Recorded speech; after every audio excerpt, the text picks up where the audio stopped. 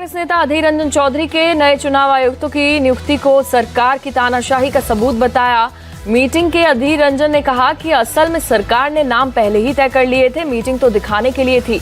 अधीर रंजन ने कहा कि उन्हें 212 नामों की लिस्ट दी गई, फिर मीटिंग से कुछ देर पहले 6 नामों की लिस्ट दी गई। तो इतने कम वक्त में सारे अफसरों के बारे में जानकारी हासिल कैसे कर सकते थे, इसलिए वो डिसेंट नोट दे सकते थे, वो दे दिया। मैंने ये मंत्रालय से मतलब लॉ मिनिस्ट्री से पहले ही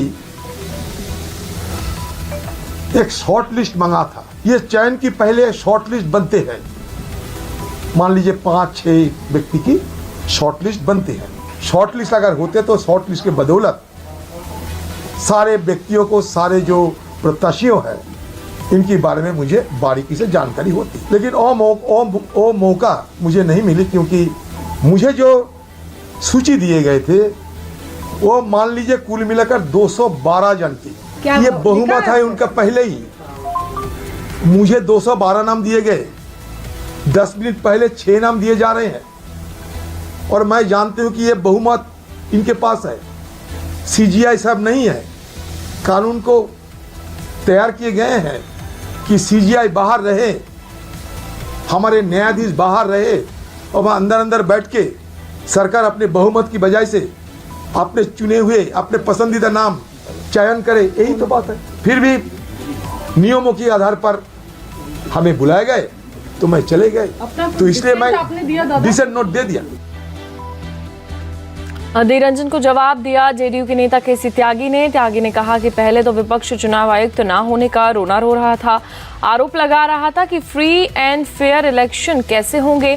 अब चुनाव आयुक्त की नियुक्ति हो गई है, इसलिए उन्हें भरोसा रखना चाहिए कि अब चुनाव पारदर्शिता के साथ होंगे। उन लोगों की शंकाएं और आशंकाएं समाप्त हो जानी चाहिए जो कई दिन से प्रचार में लगे थे कि चुनाव में धांधली होगी, कोई चुनाव आयुक्त नहीं है। अब इन नियुक्तियों के साथ स्वतंत्र और निष्पक्ष चुनाव की संभावनाएं खुल गई। इसके बाद दिग्विजय सिंह सामने आए। दिग्विजय सिंह ने कहा कि अब फ्री एंड फेयर इलेक्शन की बात बेईमानी है। जिस तरह से चुनाव आयुक्तों का सिलेक्शन हुआ है, उससे इलेक्शन कमीशन पर शक और बढ़ता है। दिग्विजय सिंह ने कहा कि मोदी और शाह बहुत कुछ छिपाना चाहते हैं, इसलिए अपनी पसंद के लोगों को चुनाव आयोग में नियुक्त कर रहे हैं।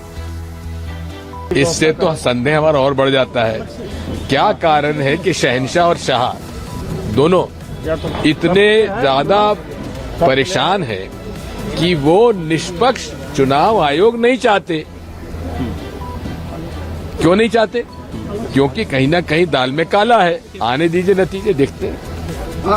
एक ये भी हो सकता है कि घबरा कर जो गड़बड़ करते हैं, हमने आज उनको चुनौती दी है, अगर पकड़े गए तो सख्त सजा दी जाएगी, ये समझ लीजिए, और पकड़े जाएंगे एक न एक दिन, बता देता हूं।